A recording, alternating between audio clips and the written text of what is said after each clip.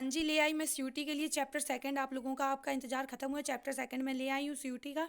ये रहा chapter second. चलिए फिर इसको समझते हैं कि इस चैप्टर सेकंड में क्या है। और आप चैनल कौन सा देख रहे हैं, पी विश्व, और जिसने भी चैनल को सब्सक्राइब ना किया और लाइक ना किया, वो चैनल को पहले सब्सक्राइब करें एंड लाइक करें और अपने दोस्तों के साथ शेयर करें। चलिए फिर स्टार्ट करते हैं, क्या है इस चैप्टर में और कैसे सब देखते हैं। तो आप लास्ट तक की बने रहिए और वीडियो को स्किप बिल्कुल मत करना, बहुत इंपॉर्टेंट चीज़ें हैं इसमें सब। अब क्या है meaning of sport in psychology. Meaning of sport इस साइकोलॉजी का स्पोर्ट से मतलब क्या है। इसमें क्या है, इसमें स्पोर्ट पर्सन का हम लोग माइंड रीड करते हैं कि वो अच्छा खेल रहा है कि अच्छा नहीं खेल रहा है। इसमें हर चीज़ हम लोग रीड करते हैं। ह्यूमन बिहेवियर इसमें देखा जाता है। देखिए, study of human behaviour in sport, focus on mind, mind में फोकस है कि नहीं, और अगर फोकस होगा माइंड में तभी तो वो परफॉर्मेंस अच्छी दे पाएगा। इसी को हम लोग बोलते हैं साइकोलॉजी, स्पोर्ट मैन की साइकोलॉजी को देखना। अब इसमें क्या इंपॉर्टेंस, क्या है इसकी इंपॉर्टेंस, अभी मैंने बताया। इंप्रूव, जैसे इंप्रूव कर पाएगा वो अपनी परफॉर्मेंस एंड कंसंट्रेशन बिल्ड कर पाएगा, कॉन्फिडेंस भी आएगा उससे इसको। और इसके क्या है, रिड्यूस स्ट्रेस।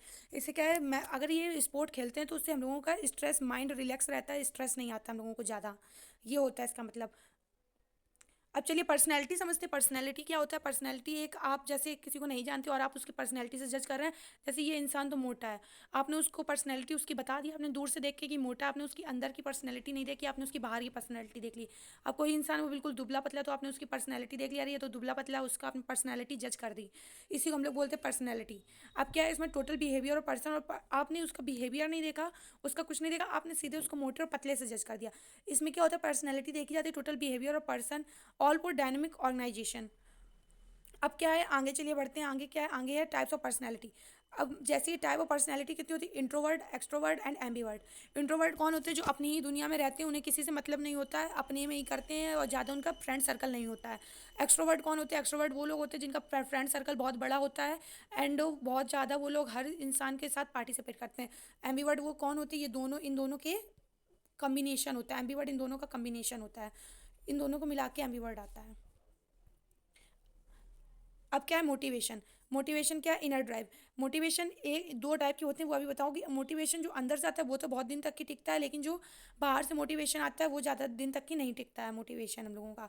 इसलिए ज़्यादातर कहा जाता है अगर अंदर से मोटिवेशन आ रहा है वो तो ठीक है, लेकिन अगर बाहर से मोटिवेशन आ रहा है तो वो ठीक नहीं है बिल्कुल भी, क्योंकि वो ज़्यादा दिन तक की नहीं टिक पाता। अगर जैसे मैंने आपको मोटिवेशन दे दिया तो आप कितनी देर तक की मोटिवेट रहेंगे।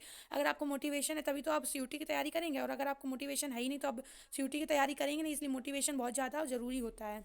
अब चलिए टाइप्स ऑफ मोटिवेशन कितने टाइप के होते हैं अब ये जान लेते हैं। मोटिवेशन होते हैं दो टाइप के, इंट्रिंसिक एंड एक्सट्रिंसिक।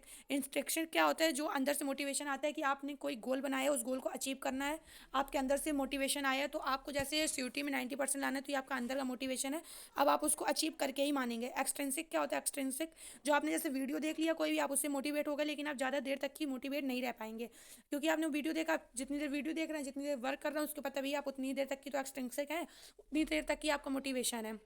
अब चलिए समझते हैं आगे। इंट्रिंसिक एंड एक्सट्रिंसिक आपको समझ में आ गया होगा। इसमें क्या है, सेल्फ स्टीम। अब इसके लिए क्या हम लोगों को सेल्फ स्टीम होना पड़ता है। सेल्फ स्टीम मतलब अंदर से हम लोगों को भावनाएं जगानी पड़ेंगी, हमको ये चीज़ करनी है। Sense of self worth. और क्या है, ये डेफिनेशन किसने दिया है, रोजनबर्ग ने दी है सेल्फ स्टीम की डेफिनेशन, कि हम लोगों को ये चीज़ करनी है तो वो करनी अंदर से आनी चाहिए भावना, ये नहीं है कि आपने बाहर से किसी का मोटिवेशन ले लिया है। अब क्या है मेंटल हेल्थ। मेंटल हेल्थ में क्या है, स्टेट ऑफ वेलबिंग।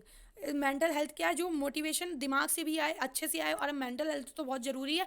हर चीज़ को समझने के लिए पहले मेंटल हेल्थ लगती है, उसके बाद ही। और ये किसने मेंटल हेल्थ की डेफिनेशन किसने दी, अगर आपसे एग्जाम में पूछा जाए मेंटल हेल्थ की डेफिनेशन किसने दी है, तो डेफिनेशन दी है WHO ने, वर्ल्ड हेल्थ ऑर्गेनाइजेशन। अगर जिसको ये फॉर इसका फुल फॉर्म ना पता उसके लिए मैंने बताया।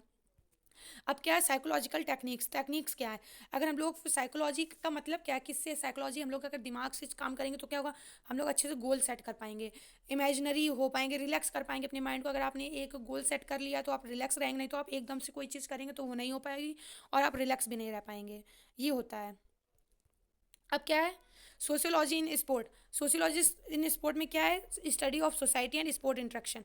स्टडी करना, बाहर के लोगों को जानना परखना, हर चीज़ करना, और स्पोर्ट के लिए इंटरेक्ट होना है, इसको हम लोग बोलते हैं सोशियोलॉजी इन स्पोर्ट। अब क्या है सोशलाइजेशन। सोशलाइजेशन में क्या है, डिसिप्लिन में रहना, टीम वर्क करना, लीडरशिप। लीडरशिप में क्या होता है, लीडरशिप में होता है जैसे आप टीम के लीडर हैं, आप अब उसमें पोस्ट पे रह रहे हैं, वाइस कैप्टन, कैप्टन की पोस्ट में रह रहे हैं, आप पूरे रिस्पॉन्सिबल होंगे अपनी टीम के लिए। अगर टीम जीती तो आप रिस्पॉन्सिबल होंगे कि आपने उसको जिताया, और टीम अगर हारी तो आप ही रिस्पॉन्सिबल होंगे कि आप ही की वजह से टीम हार गई है। ये होता है सोशलाइजेशन। अब क्या है रोल ऑफ फैमिली, इसमें क्या है फैमिली का रोल क्या होता है इसमें।